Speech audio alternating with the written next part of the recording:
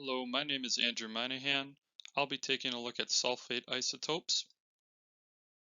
Sulfite is made out of sulfur and oxygen, and below I have the sulfur and oxygen amounts we see in nature. So the most common is sulfur 32 and oxygen 16.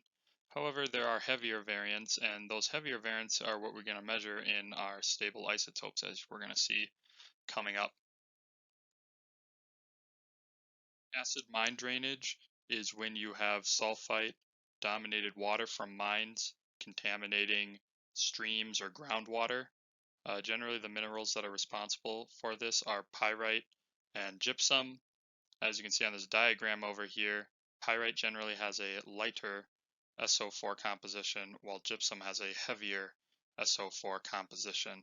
So what you can do with this is if you have the isotopic composition of, say, an aquifer that you think is contaminated, you can take a look at those compositions and see with the local AMD, do those isotopic units match? Because just looking at total dissolved solids might not always give you the full story.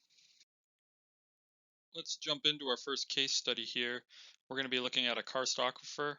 In Montana, there's this Madison karst aquifer, which is an important aquifer for cities like Great Falls, as well as a bunch of surrounding communities. Just above this aquifer, however, they were mining coal into the 50s, and when the coal mine closed, they allowed it to be flooded, and it mixed with, the pyrite was oxidized and mixed with water, and caused pollution of streams. So there was an accusation that the Karst aquifer was now getting polluted with this acid mine drainage. So researchers took a look and found three sources of sulfate in the aquifer.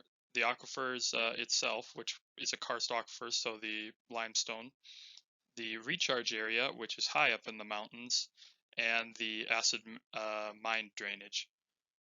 Each source has a very unique isotopic composition, so this allows for it to be easily identified, while total dissolved solids maybe won't let you have that good identification unless there's just a ton of acid mine drainage.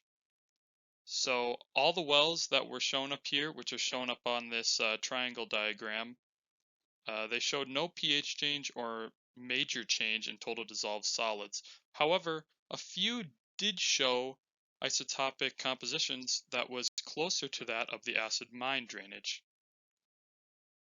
After some further investigation, they did find some leakage, but not leakage with, say, the confining layer above the acid mine drainage and the karst aquifer. Rather, the leakage was due to improperly sealed wells leaking from the unconfined aquifer, which was polluted with this acid water from the streams, and that leaked into the karst aquifer from those wells. So it didn't have to do with uh, leaky confining layers, rather just poorly sealed wells. But overall, this study shows the usefulness of sulfate as a tracer isotope, and it shows that total dissolved solids and pH aren't always perfect indicators of this acid mine drainage, because they did see a total solids increase of sulfate in some of these wells, and that's immediately what they blamed. They blamed it on the abandoned mine.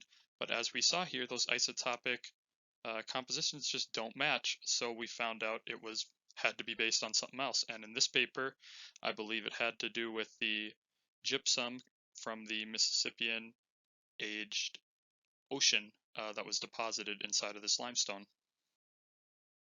So let's take a look at another case study. This one's the Berkeley pit in Butte, Montana, and this was a massive underground pit mining operation that was right next to another series of underground mines, which had been going on for well over 100 years at this point. The large open pit mine, though, was closed in the 1980s, and it immediately began to fill with acid water. And over here on the right, I have some pictures of that filling, and it's really quite drastic. You can see how deep it was in 1979, and then in 2013, the dang thing's almost full.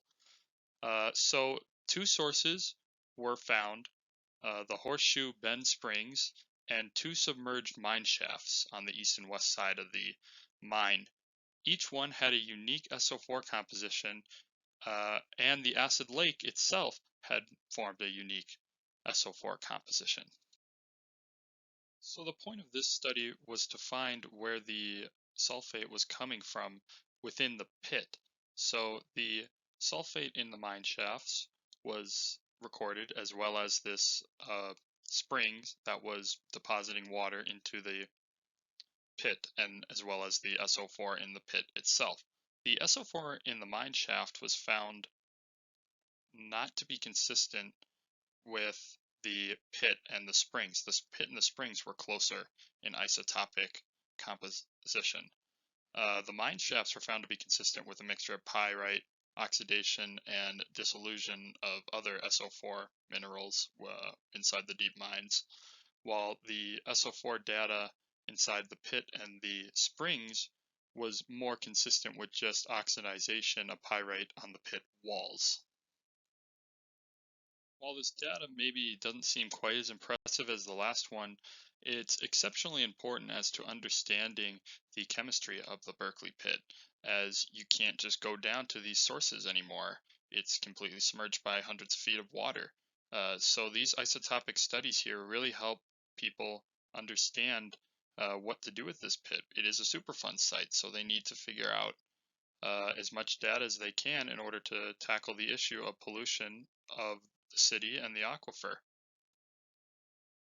So acid mine drainage is generally a problem that occurs long after the mine or the source has been closed and it has become inaccessible.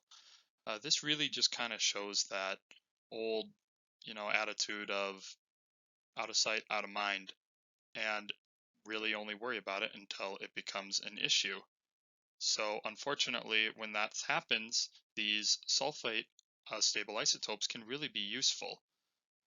They can tell if mixing has occurred or if there's been a significant change in the type of SO4, hence acid mine drainage.